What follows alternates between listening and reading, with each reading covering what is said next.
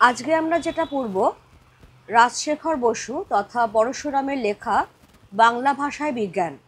এটা আসলে বাংলা ভাষায় লেখা একটি বৈজ্ঞানিক প্রবন্ধ এবং আশ্চর্যের কথা এটাই যে এই প্রবন্ধটার বিষয়বস্তুও হচ্ছে যে বাংলা ভাষায় যখন আমরা কোনো বৈজ্ঞানিক সন্দর্ভ বা প্রবন্ধ লিখতে চাইব তখন সেক্ষেত্রে আমাদের পাঠক কারা হতে পারেন এবং সেক্ষেত্রে আমরা কোনো অসুবিধের সম্মুখীন হব কি না, কী সেই অসুবিধে বা সেই অসুবিধেগুলোকে কিভাবে আমরা সেই সমস্যাগুলোর সমাধান করতে পারি, সেই সমস্ত কিছু নিয়েই আজকের আলোচনা। তো যেভাবে আমি পড়াচ্ছি, টেক্সট কিছুটা পড়ব, কিছুটা বোঝাবো, তোমরাও আমার সঙ্গে পড়বে এবং খুব সহজভাবে প্রাঞ্জলভাবে জিনিসটা বুঝে নেবার চেষ্টা করব আমরা। শুরু করছি টেক্সট বাংলা ভাষায় বিজ্ঞান, রাজশেখর বসু। কি বলছেন দেখো তিনি প্রথমেই তিনি যেটা বলছেন, যাদের জন্য বিজ্ঞান বিষয়ক বাংলা গ্রন্থ বা প্রবন্ধ লেখা হয় তাদের মোটামুটি দুই শ্রেণীতে ভাগ করা যেতে পারে। প্রথম, যারা ইংরেজি জানে না বা অতি অল্প জানে, অল্প বয়স্ক ছেলে মেয়ে এবং অল্প শিক্ষিত বয়স্ক লোক এই শ্রেণীতে পড়ে। দ্বিতীয়, যারা ইংরেজি জানে এবং ইংরেজি ভাষায় অল্পাধিক বিজ্ঞান পড়েছে। ধরে নাও আমি একজন বিজ্ঞান বিষয়ক বাংলায় প্রবন্ধ রচনাকারী, তাহলে আমার সামনে দু ধরনের পাঠক কিন্তু থাকবেন। একদল থাকবেন যারা ইংরেজি জানেনই না বা খুব কম জানেন। তারা কারা হতে পারে? খুব সহজ, যারা ছোট ছোট বাচ্চা ছেলে মেয়ে তারা, বা যারা বয়স্ক মানুষ কিন্তু কম শিক্ষিত, এরা ইংরেজি একেবারেই জানে না বা খুব কম জানে। এটা হচ্ছে আমার এক ধরনের পাঠক। আর দ্বিতীয় ধরনের পাঠক হচ্ছে যারা ইংরেজি জানে, শুধু তাই নয়, এবং সেই ইংরেজি ভাষাতে তারা কম বেশি বিজ্ঞান পড়েছে। এবারে তাহলে বিষয়টা কি দাঁড়াচ্ছে, আমার প্রথম শ্রেণীর পাঠকদের নিয়ে আমার কি অবস্থা হতে পারে, আর দ্বিতীয় শ্রেণীর পাঠকদের নিয়েই বা আমার চিন্তার কারণ কি হতে পারে। লেখক কি বলছেন? তিনি বলছেন, প্রথম শ্রেণীর পাঠকদের বিজ্ঞানের সঙ্গে পূর্ব পরিচয় নেই। গুটি কতক ইংরেজি পারিভাষিক শব্দ হয়তো তারা শিখেছে, যেমন typhoid, iodine, motor, croton, zebra. অনেক রকম স্থূল তথ্য তাদের জানা থাকতে পারে, যেমন জল আর কর্পূর উবে যায়, পিতলের চাইতে অ্যালুমিনিয়াম হালকা, লাউ কুমড়ো জাতীয় গাছে দুরকম ফুল হয়। এই রকম সামান্য জ্ঞান থাকলেও সুশৃঙ্খল আধুনিক বৈজ্ঞানিক তথ্য তারা কিছুই জানে না। এই শ্রেণীর পাঠক ইংরেজি ভাষার প্রভাব থেকে মুক্ত, সেজন্য বাংলা পরিভাষা আয়ত্ত করে বাংলায় বিজ্ঞান শেখা তাদের সংস্কারের বিরোধী নয়। ছেলেবেলায় আমাকে ব্রহ্মমোহন মল্লিকের বাংলা জ্যামিতি পড়তে হয়েছিল। এক নির্দিষ্ট সীমাবিশিষ্ট সরলরেখার উপর এক সমবাহু ত্রিভুজ অঙ্কিত করিতে হইবে। এর মানে বুঝতে বাধা হয়নি, কারণ ভাষাগত বিরোধী সংস্কার ছিল না। কিন্তু যারা ইংরেজি জিওমেট্রি পড়েছে তাদের কাছে উক্ত প্রতিজ্ঞা বাক্যটি সুশ্রাব্য ঠেকবে না, তার মানেও স্পষ্ট হবে না। যে লোক আজন্ম ইজার পড়েছে তার পক্ষে হঠাৎ ধুতি পরা অভ্যাস করা একটু শক্ত। আমাদের সরকার ক্রমে ক্রমে রাজকার্যে দেশি পরিভাষা চালাচ্ছেন, তাতে অনেকে মুশকিলে পড়েছেন, কারণ তাদের নূতন করে শিখতে হচ্ছে। তাহলে এই এত বড় প্যারাগ্রাফটার মধ্যে খুব সহজ করে ছোট্ট দুটো কথা বলা হয়েছে, যে এই যে প্রথম শ্রেণীর পাঠক যারা ইংরেজি জানেই না বা খুব কম জানে, তারা বিজ্ঞানের সঙ্গে এদের কোনো পূর্ব পরিচয় নেই। খুব সামান্য কয়েকটা স্থূল তথ্য এরা জানে, যেমন লাউ কুমড়ো জাতীয় গাছে দুরকম ফুল হয়। যদি বলা হয় পিতল আর অ্যালুমিনিয়াম কোনটা হালকা, ওরা সহজেই বলতে পারবে যে অ্যালুমিনিয়াম হালকা, এবং জল আর কর্পূর বাতাসে রাখলে উবে যায়। এই রকম সামান্য কয়েকটা স্থূল বৈজ্ঞানিক তথ্য এদের জানা আছে। এই রকম অবস্থায় কিন্তু আধুনিক সুশৃঙ্খল বৈজ্ঞানিক তথ্য জানা নেই। এবার আমি যখন বাংলা ভাষায় কোনো বৈজ্ঞানিক প্রবন্ধ লিখছি, তখন এরা প্রথমেই চট করে বুঝে নিতে পারবে, কারণ সেখানে যেহেতু এদের ইংরেজির সঙ্গে আগে থেকে পরিচয় নেই, তাই বাংলা পরিভাষা আয়ত্ত করে বাংলাতে বৈজ্ঞানিক প্রবন্ধ পড়া এদের অসুবিধা হবে না। যেমন লেখক বলছেন যে তাকেও ছোটবেলায় ব্রহ্মমোহন মল্লিকের জ্যামিতি বই যখন পড়তে হয়েছিল, সেখানে বাংলাতে দিয়ে থাকা যে ইনস্ট্রাকশন, যে একটা নির্দিষ্ট সীমাবিশিষ্ট সরলরেখার ওপরে তোমাকে একটা সমবাহু ত্রিভুজ আঁকতে হবে, এইটা বুঝতে কিন্তু কোথাও অসুবিধা হয়নি। এবার অসুবিধা হবে কাদের? দ্বিতীয় শ্রেণীর পাঠকদের। কেন না, তারা তো ইংরেজিটা জানে এবং ইংরেজিতে তারা কম বেশি বিজ্ঞানও পড়েছে। এবার তুমি যদি তাদেরকে এখন হঠাৎ করে একটা বাংলায় লেখা বিজ্ঞানের বই পড়তে দাও, তাদের ক্ষেত্রে প্রথমেই ভাষাগত বাধাটা আসবে। তাকে আগে বাংলা ভাষাটা আয়ত্ত করতে হবে, বাংলা ভাষায় যে পরিভাষাগুলো, যে টার্মগুলো ব্যবহার করা হচ্ছে সেইগুলো আয়ত্ত করতে হবে, তারপরে বিষয়টা বুঝতে হবে।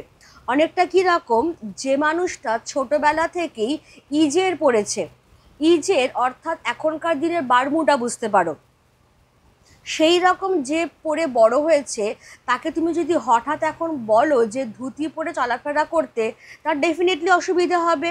আর সেই অসুবিধাটাই হচ্ছে, কারণ আমাদের সরকার যেটা করছেন, ক্রমে ক্রমে রাজকার্যে অর্থাৎ সরকারি কাজে বেশি বেশি করে দেশি পরিভাষা অর্থাৎ কিনা বাংলার ব্যবহার করছেন। তাতে এই শ্রেণীর মানুষ যারা ইংরেজিতেই বরাবর পড়াশোনা এবং যাবতীয় পড়ার চর্চা করে এসেছেন, তারা ডেফিনেটলি একটু হলেও মুশকিলতে পড়ছেন, কারণ তাদের নতুন করে ওই বাংলা ভাষাটা, ওই পরিভাষাগুলো আয়ত্ত করতে হচ্ছে। এবারে তাহলে বৈজ্ঞানিক প্রবন্ধের ক্ষেত্রে তাদেরকে নিয়ে আমাদের কি সমস্যা হতে পারে, সেটাই লেখক আলোচনা করছেন।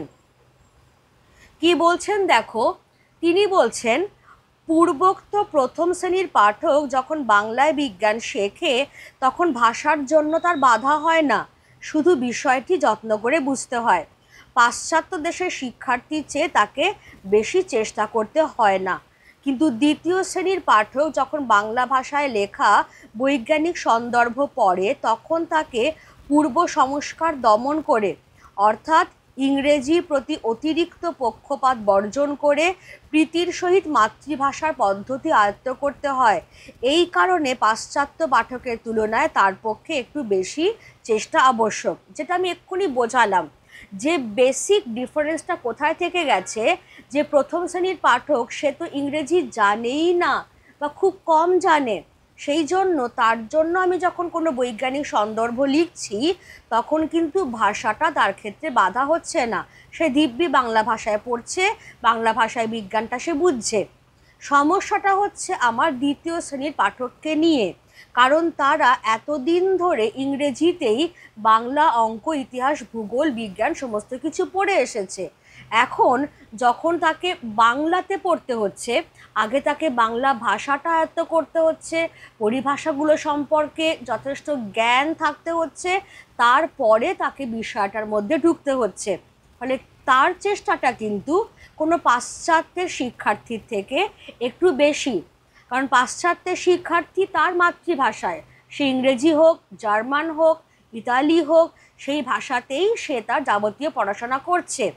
ঠিক যেরকম প্রথম শ্রেণীর পাঠক সে যেরকম করছে, কিন্তু দ্বিতীয় শ্রেণীর পাঠক সে যেহেতু ইংরেজিতেই সব কিছু পড়ে এসেছে এতদিন, তাই তাকে আগে বাংলা ভাষাটা, বাংলা পরিভাষাগুলো আয়ত্ত করে তারপর বিষয়ের মধ্যে প্রবেশ করতে হচ্ছে।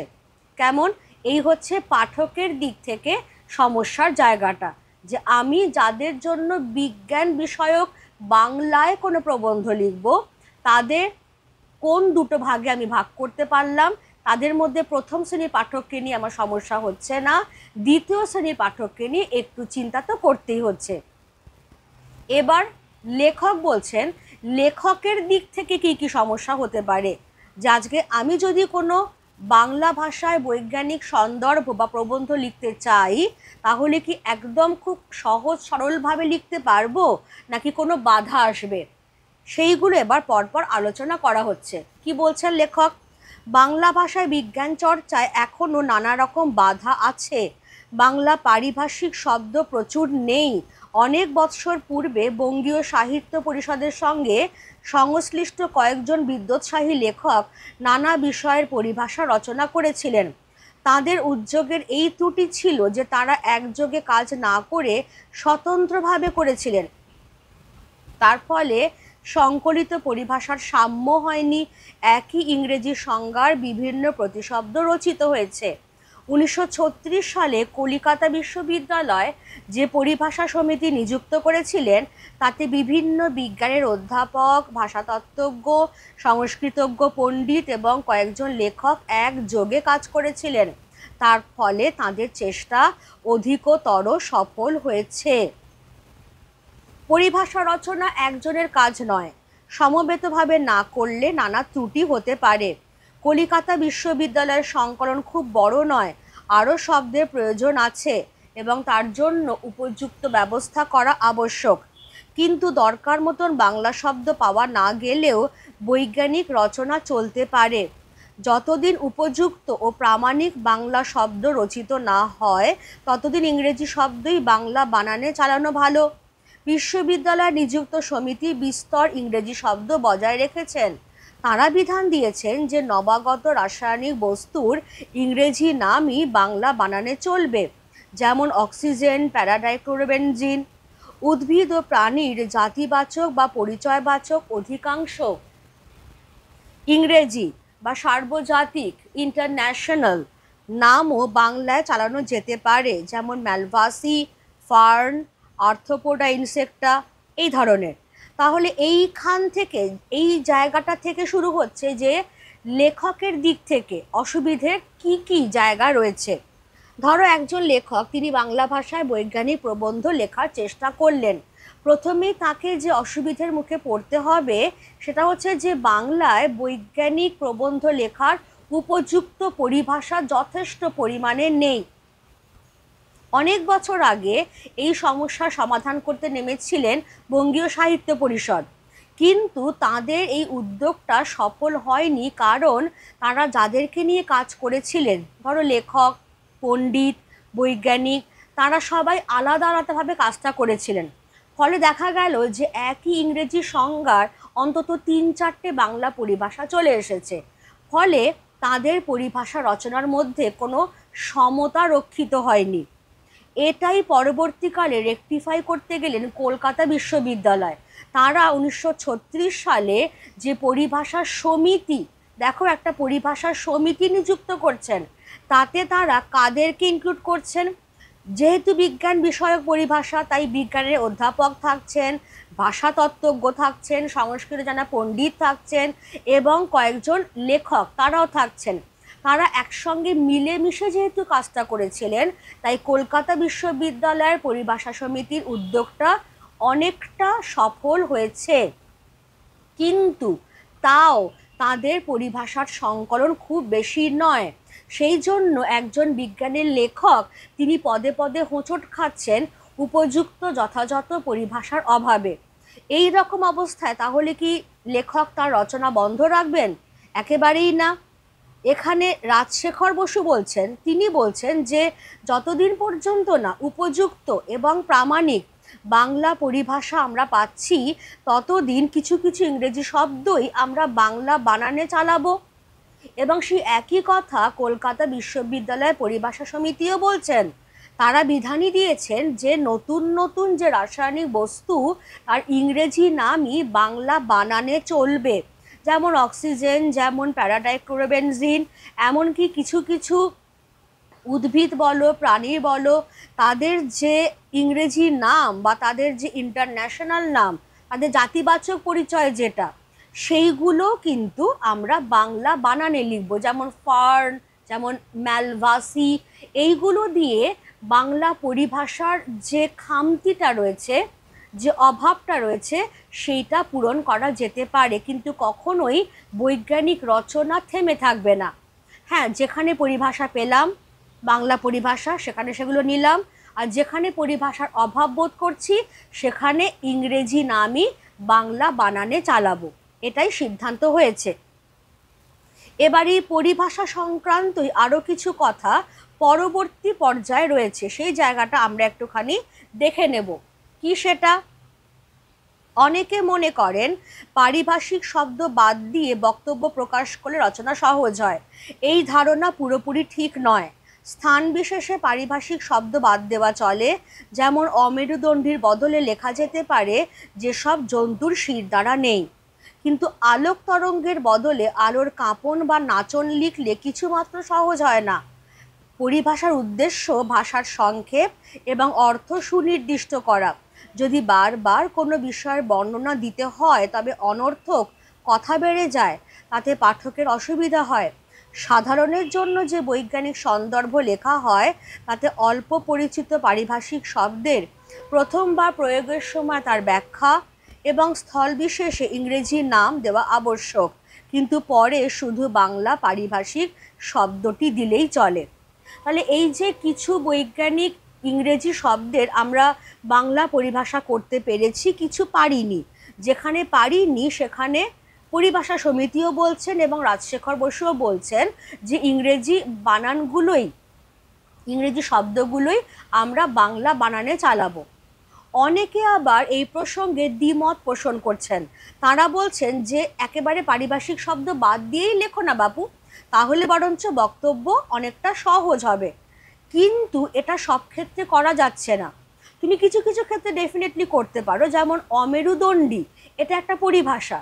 এই পরিভাষাটা তোমার হয়তো জানা নেই, তুমি পরিভাষাটাই বাদ দিয়ে সেখানে বললে যেসব জন্তুর শিরদাঁড়া নেই। কিন্তু সব ক্ষেত্রে তুমি তো এটা করতে পারবে না, কারণ যখন তুমি আলোক তরঙ্গ এই পরিভাষাটার প্রয়োজন হবে, তখন তুমি যদি এই পরিভাষাটাকে বাদ দিয়ে লেখো যে আলোর কাঁপন, তাহলে কিন্তু বক্তব্য কিছুই বোঝা যাবে না এবং সেটা বৈজ্ঞানিক রচনার পক্ষেও খুব একটা শ্রুতিসুখকর নয়, অসুবিধাও হবে।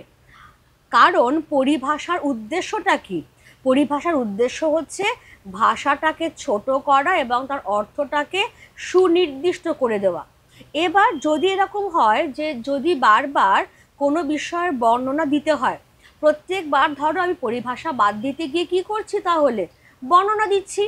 অমেরুদণ্ডীর বদলে বারবার লিখছি যেসব জন্তুর শিরদাঁড়া নেই, যেসব জন্তুর শিরদাঁড়া নেই। তাহলে বারবার এরকমভাবে লিখতে গেলে আমার অনেকটা বেশি কথা বলা হয়ে যাচ্ছে, অনর্থক, লেখাটা অনেকটা বড় হয়ে যাচ্ছে, ফলে পাঠকের পক্ষে বুঝতে অসুবিধে হচ্ছে। খেয়াল রাখতে হবে পরিভাষাগুলো আবিষ্কারই হয়েছে ভাষাটাকে ছোট করা এবং অর্থটাকে একদম সুনির্দিষ্ট করে বুঝিয়ে দেওয়া। হ্যাঁ, তাহলে কি করা যাবে? একদম সাধারণ মানুষের জন্য আমি যে বৈজ্ঞানিক প্রবন্ধ লিখছি তাতে প্রথমবার আমি যখন কোনো পরিভাষা ব্যবহার করছি তখন তার ব্যাখ্যাটা দিয়ে দিচ্ছি এবং তার ইংরেজি নাম, যে কোনটার বদলে বাংলা পরিভাষা আনলাম, সেটা দিয়ে দিচ্ছি। তারপরের থেকে শুধু পরিভাষাটুকুই দেব। তাতে আমার রচনাটা অনেক বেশি সুষ্ঠু, অনেক বেশি আঁটোসাঁটো বন্ধন তার মধ্যে থাকবে। এই হচ্ছে পরিভাষা সংক্রান্ত কথাবার্তা। এবারে শুধু পরিভাষাটাই কি একমাত্র বাধা? তা মোটেই নয়। এছাড়াও আরও অন্যান্য বাধা কি আছে সেইগুলো নিয়ে এবার লেখক আলোচনা করছেন। তিনি কি বলছেন দেখো, পাশ্চাত্য দেশের তুলনায় এদেশের জনসাধারণের বৈজ্ঞানিক জ্ঞান নগণ্য, অর্থাৎ কিনা সামান্য। প্রাথমিক বিজ্ঞানের সঙ্গে কিঞ্চিত পরিচয় না থাকলেও কোনো বৈজ্ঞানিক সন্দর্ভ বোঝা কঠিন। ইউরোপ আমেরিকায় পপুলার সায়েন্স লেখা সুসাধ্য এবং সাধারণে তা সহজেই বোঝে, কিন্তু আমাদের দেশের বর্তমান অবস্থা তেমন নয়। বয়স্কদের জন্য যা লেখা হয় তাও প্রাথমিক বিজ্ঞানের মতন গোড়া থেকে না লিখলে বোধগম্য হয় না। জনসাধারণের জন্য যারা বাংলায় বিজ্ঞান লেখেন তারা এ বিষয়ে অবহিত না হলে তাদের লেখা জনপ্রিয় হবে না। অবশ্য কালক্রমে এদেশে বিজ্ঞান শিক্ষার বিস্তার হলে এই অসুবিধা দূর হবে, তখন বৈজ্ঞানিক সাহিত্য রচনা সুসাধ্য হবে।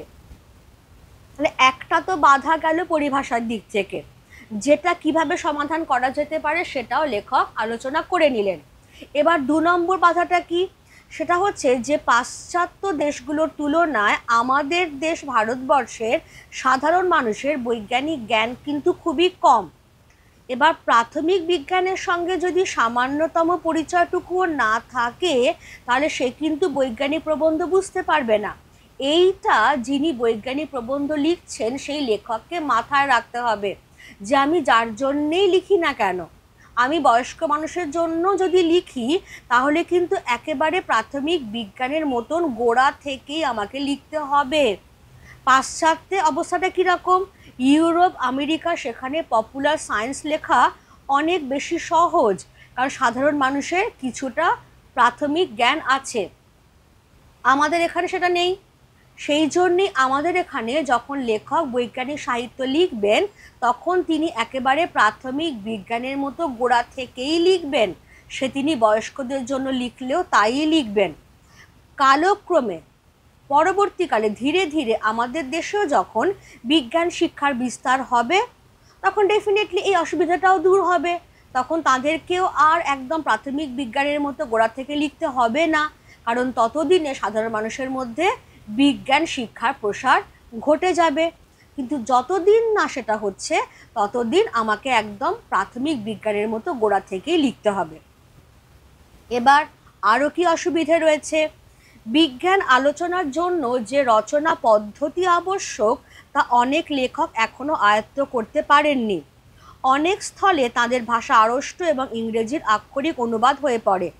এই দোষ থেকে মুক্ত না হলে বাংলা বৈজ্ঞানিক সাহিত্য সুপ্রতিষ্ঠিত হবে না। অনেক লেখক মনে করেন ইংরেজি শব্দের যে অর্থব্যাপ্তি বা কনোটেশন, বাংলা প্রতিশব্দেরও ঠিক তাই হওয়া চাই। এজন্য অনেক সময় তারা অদ্ভুত অদ্ভুত শব্দ প্রয়োগ করেন। ইংরেজি সেন্সিটিভ শব্দ নানা অর্থে চলে, যেমন sensitive person, wound, plant, balance, photographic paper ইত্যাদি। বাংলায় অর্থভেদে বিভিন্ন শব্দ প্রয়োগ করাই উচিত, যেমন অভিমানী, ব্যথাপ্রবণ, উত্তেজী, সুবেদী, সুগ্রাহী। সেন্সিটাইজড পেপারের অনুবাদ স্পর্শকাতর কাগজ অতি উৎকট, কিন্তু তাও কেউ কেউ লিখে থাকেন সুগ্রাহী কাগজ লিখলে ঠিক হয়। তাহলে এবার আসছে রচনা পদ্ধতির কথা, যে আমি যখন বাংলায় কোনো বৈজ্ঞানিক সন্দর্ভ বা প্রবন্ধ লিখব তখন তার রচনা পদ্ধতি কেমন হবে সেটাই অনেক লেখক এখনো বুঝে উঠতে পারেননি। আর অনেক জায়গাতেই তাদের ভাষা খুব আড়ষ্ট, আর সবচেয়ে বড় কথা ইংরেজির আক্ষরিক অনুবাদ। যদি এই দোষ থেকে তারা মুক্ত হতে না পারেন তাহলে কিন্তু তাদের রচনাগুলো প্রসারিত হবে না, বিস্তৃত হবে না, সর্বসাধারণের মধ্যে ছড়িয়ে পড়বে না। তারা যেটা মনে করেন যে ইংরেজি বেশ কিছু শব্দের কিছু অর্থব্যাপ্তি বা কনোটেশন আছে, বাংলা প্রতিশব্দেরও ঠিক সেরকমটাই হওয়া চাই। সেই জন্যই তারা কিছু কিছু উৎকট শব্দ প্রয়োগ করেন। যেমন সেন্সিটাইজড পেপার, তারা লিখছেন স্পর্শকাতর কাগজ, কারণ ওই যে ইংরেজির মতো কনোটেশন আনতে চাইছেন। কিন্তু স্পর্শকাতর কাগজ বললে লোকে হাসবে, বুঝতেই পারবে না। তার থেকে তুমি যদি বলো, ব্যাপারটা বুঝে যদি বলো সুগ্রাহী কাগজ, তাহলে অনেক বেশি মানুষের কাছে বোধগম্য হবে। এই বোধগম্যটা জায়গা তৈরি করতে হবে রচনা পদ্ধতির মাধ্যমে। সেখানে কিন্তু ইংরেজির আক্ষরিক অনুবাদ এই দোষ থেকে বেরিয়ে আসতে হবে, আড়ষ্ট ভাষা যাতে না হয় সেদিকেও খেয়াল রাখতে হবে। এবারে নেক্সট কি আসছে? নেক্সট যেটা আসছে সেটা হচ্ছে এই রচনা পদ্ধতিরই আরেকটু বিস্তারিত আলোচনা বলা যেতে পারে। অনেক লেখক তাদের বক্তব্য ইংরেজিতে ভাবেন এবং যথাযথ বাংলা অনুবাদে প্রকাশ করবার চেষ্টা করেন, এতে রচনা উৎকট হয়। The atomic engine has not even reach the blue print stage. পরমাণু ইঞ্জিন নীলচিত্রের অবস্থাতেও পৌঁছয়নি, এরকম বর্ণনা বাংলা ভাষার প্রকৃতি বিরুদ্ধ। একটু ঘুরিয়ে লিখলে অর্থ সরল হয়। পরমাণু ইঞ্জিনের নকশা পর্যন্ত এখনো প্রস্তুত হয়নি। When sulfur burns in air, the nitrogen does not take part in the reaction. যখন গন্ধক হাওয়ায় পড়ে তখন নাইট্রোজেন প্রতিক্রিয়ায় অংশগ্রহণ করে না। এরকম মাছি মারা নকল না করে নাইট্রোজেনের কোনো পরিবর্তন হয় না লিখলে বাংলা ভাষা বজায় থাকে। তাহলে বলা হচ্ছে যেটা, যে যারা লিখছেন লেখক তাদের সবার মধ্যে ডেফিনেটলি নয়, কিন্তু অনেকের মধ্যেই কিছু ত্রুটি থেকে গেছে। তারা তাদের বক্তব্য ইংরেজিতে ভাবছেন এবং সেটাকে যথাযথ বাংলা অনুবাদেই প্রকাশ করবার চেষ্টা করছেন, এইটা ভুলে গিয়ে যে বাংলা বাক্যরীতি আর ইংরেজি বাক্যরীতি তো একরকম নয়। যার ফলে যখন আমি কোনো ইংরেজিতে ভাবনা একদম ঠিক ঠিক আক্ষরিক বাংলায় প্রকাশ করতে চাইছি, তখনই রচনাটা উৎকট হচ্ছে, একটা বিকট কিম্ভূতকিমাকার হচ্ছে। যেমন আমি যদি বলি যে পরমাণু ইঞ্জিন নীল চিত্রের অবস্থাতে পৌঁছয়নি, কিছুই বোঝা যাবে না, এতে বিকট লাগবে। এর থেকে আমি যদি ভাবানুবাদ করি, আমার বক্তব্যটাকে সরলভাবে আমি আমার পাঠকের কাছে পৌঁছবো, তো এটাই মেন উদ্দেশ্য। তাহলে আমি কেন এরকম করে বলছি না যে পরমাণু ইঞ্জিনের নকশা পর্যন্ত এখনো প্রস্তুত হয়নি, বললেই তো মিটে গেল, সব পাঠকই বুঝতে পারলেন। আবার যখন আমি বলছি যে যখন গন্ধক বা সালফার হাওয়ায় পড়ে তখন নাইট্রোজেন প্রতিক্রিয়ায় অংশগ্রহণ করে না, এই রকম কাটা কাটা আক্ষরিক বাংলা অনুবাদ করলে সত্যিই কিন্তু কিছু বোঝা যায় না। বরং তুমি যদি এইভাবে বলো যে যখন গন্ধক হাওয়ায় পড়ে তখন নাইট্রোজেনের কোনো পরিবর্তন হয় না, তাহলেই যে মানুষটা ওই বিজ্ঞান বিষয়ে প্রবন্ধ পড়ছে তার সহজ বোধগম্যতায় চলে এলো বিষয়টা, যেটা আমাদের মূল উদ্দেশ্য হওয়া উচিত। তাহলে প্রথমেই আমাকে যেটা করতে হবে যে আক্ষরিক বাংলা অনুবাদ, এই ভাবনাটা মন থেকে বাদ দিতে হবে। আমাকে ভাবানুবাদের দিকে জোর দিতে হবে, যে কি বলতে চাওয়া হচ্ছে সেইটা। এই প্যারাগ্রাফটা অলরেডি আমাদের পড়া হয়ে গেছে। এবারে আমাদের নেক্সট অসুবিধের জায়গাটা কোথায় সেটা দেখে নাও। সেটা হচ্ছে আমাদের আলংকারিকগণ শব্দের ত্রিবিধ কথা বলেছেন, অভিধা, লক্ষণা ও ব্যঞ্জনা। প্রথমটি শুধু আবিধানিক অর্থ প্রকাশ করে, যেমন দেশের অর্থ ভারত ইত্যাদি অথবা স্থান, কিন্তু দেশের লজ্জা এখানে লক্ষণীয় দেশের অর্থ দেশবাসীর। অরণ্যের আবিধানিক অর্থ বন, কিন্তু অরণ্যে রোদন বললে ব্যঞ্জনার অর্থ হয় নিষ্ফল খেদ। সাধারণ সাহিত্যে লক্ষণা বা ব্যঞ্জনা এবং উৎপ্রেক্ষা, অতিশয়োক্তি প্রভৃতি অলঙ্কারের সার্থক প্রয়োগ হতে পারে, কিন্তু বৈজ্ঞানিক সাহিত্যে যত কম থাকে ততই ভালো। উপমার কিছু প্রয়োজন হয়, রূপকও স্থলবিশেষে চলতে পারে, কিন্তু অন্যান্য অলঙ্কার বর্জন করাই উচিত। হিমালয় যেন পৃথিবীর মানদণ্ড, কালিদাসের এই উক্তি কাব্যেরই উপযুক্ত, ভূগোলের নয়। বৈজ্ঞানিক প্রসঙ্গের ভাষা অত্যন্ত সরল ও স্পষ্ট হওয়া আবশ্যক, এই কথাটি সকল লেখকেরই মনে রাখা উচিত। আর ঠিক এই জায়গাটা থেকেই আমরা শুরু করব, যে যারাই বিজ্ঞান বিষয়ক বাংলা প্রবন্ধ লিখছেন তাদের সবার মনে রাখা উচিত যে বৈজ্ঞানিক প্রসঙ্গ, বৈজ্ঞানিক প্রবন্ধ, তার ভাষা সহজ সরল স্পষ্ট হতে হবে, যাতে আমার পাঠক সরাসরি বুঝতে পারে। সেখানে আমি কিন্তু এখানে কোনো সাহিত্য রচনা করতে বসিনি যে উপমা, রূপক, উৎপ্রেক্ষা, অতিশয়োক্তি এই সমস্ত অলঙ্কারে ব্যবহার করব। যেমন আলংকারিকরা শব্দের ত্রিবিধ গুণের কথা বলছেন। একটা হচ্ছে অভিধা। অভিধা মানে একটা শব্দ যেখানে তার আবিধানিক অর্থটাতেই সীমাবদ্ধ থাকে, যেমন দেশ। দেশ মানে দেশ, ভারতবর্ষ একটি দেশ, একটা জায়গাকে বোঝাচ্ছে। এবার লক্ষণা। লক্ষণা মানে যেটা আবিধানিক অর্থটাকে ধরে তাকে অতিক্রম করে যাচ্ছে, আবিধানিক অর্থ কিন্তু বাদ দিচ্ছে না। দেশের লজ্জা, তাহলে এখানে ভারতবর্ষটা কিন্তু একটা অ্যাবস্ট্রাক্ট আইডিয়া। দেশের লজ্জা মানে দেশবাসীর লজ্জা, আমি এখানে দেশটাকে বাদ দিচ্ছি না, সেটাকে ধরেই তাকে অতিক্রম করে যাচ্ছি। যেমন আমরা যখন বলি এই রিক্সা, তার মানে আমি কিন্তু রিক্সাওয়ালাকে ডাকছি। রিক্সাটা তো একটা জড় বস্তু, সে কি করে আসবে? তাহলে রিক্সাটাকে ধরেই রিক্সা যে চালাচ্ছে তাকে আমি লক্ষণা, তাকে আমি লক্ষণ করছি, নির্দিষ্ট করছি। এবার ব্যঞ্জনা কি? ব্যঞ্জনা পুরোপুরি ডিফারেন্ট, অর্থাৎ শব্দের মধ্যে দিয়ে আমি অন্য কিছু একটা বোঝাতে চাইছি, একটা কিছু ইঙ্গিত বা সাজেস্টিভ কিছু।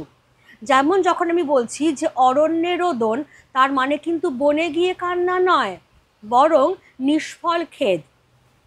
যেমন যদি কেউ বলে যে নিষ্ঠুর জমিদার মশাইয়ের কাছে খাজনা মাপ করবার আবেদন অরণ্যে রোদন ছাড়া আর কিছুই নয়। তার মানেই বোঝা যাচ্ছে যে জমিদার অত্যন্ত কঠোর, যিনি কোনোদিন খাজনা মাফ করেন না, তার কাছে সেই আবেদন করা একটা নিষ্ফল খেদ ছাড়া আর কিছুই হবে না, একটা নিষ্ফল কান্না হয়ে থেকে যাবে সেটা। এইটা হচ্ছে ব্যঞ্জনার বৈশিষ্ট্য। এবার এইগুলো তুমি সাহিত্যে আনো না, কে বারণ করেছে? কিন্তু যখন তুমি বিজ্ঞান বিষয়ে প্রবন্ধ লিখছো, তখন তুমি তোমার ভাষাটাকে সহজ, সরল, স্পষ্ট, টু দ্য পয়েন্টে রাখো। হিমালয় যেন পৃথিবীর মানদণ্ড, এই কাব্যিক ভাষা মহাকবি কালিদাসের মুখে মানায়, কিন্তু যিনি কোনো ভূগোল বিষয়ে রচনা লিখছেন তার রচনায় সেটা মানায় না। সেখানে তাকে কিন্তু একদম স্ট্রেট কাট লেখা লিখতে হবে। এইটা সব লেখককেই মনে রাখতে হবে, যে ভাষা যেন সহজ, সরল, স্পষ্ট হয় এবং অলংকার যথাসম্ভব বর্জন করাই শ্রেয়। লাস্ট পয়েন্ট কি আসছে? লাস্ট পয়েন্ট লেখক বলছেন, বাংলা বৈজ্ঞানিক প্রবন্ধাদিতে আরেকটি দোষ প্রায় নজরে পড়ে, অল্পবিদ্যা ভয়ঙ্করী। এই প্রবাদটি যে কত ঠিক তার প্রমাণ আমাদের সাময়িক পত্রাদিতে মাঝে মাঝে পাওয়া যায়। কিছুদিন আগে একটি পত্রিকায় দেখেছি, অক্সিজেন বা হাইড্রোজেন স্বাস্থ্যকর বলে বৈজ্ঞানিক যুক্তি নেই, তারা জীবের বেঁচে থাকবার পক্ষে অপরিহার্য অঙ্গ মাত্র, তবে ওজোন গ্যাস স্বাস্থ্যকর। এই রকম ভুল লেখা সাধারণ পাঠকের পক্ষে অনিষ্টকর। সম্পাদকের উচিত অবিখ্যাত লেখকের বৈজ্ঞানিক রচনা প্রকাশের আগে অভিজ্ঞ লোককে দিয়ে যাচাই করে নেওয়া। এবারে তাহলে লাস্ট যে অসুবিধের জায়গাটা সেটা কি? সেটা হচ্ছে যে বাংলা বৈজ্ঞানিক যত প্রবন্ধ বেরোয়, কিছু কিছু ভালো ডেফিনেটলি, কিন্তু অধিকাংশের মধ্যে একটা দোষ চোখে পড়ে, সেটা হচ্ছে অল্পবিদ্যা ভয়ঙ্করী। অর্থাৎ যারা লিখছেন তারাই এত কম জানেন, আর শুধু কম জানেন না, এত ভুলভাল জানেন যে সেই ভুলভাল তথ্য যখন বই হিসেবে বেরোচ্ছে তখন সেটা পাঠককে ভুল শেখাচ্ছে। পাঠক সেই ভুলটাই শিখে যাচ্ছে, সে বুঝতেও পারছে না যে সে ভুল শিখছে।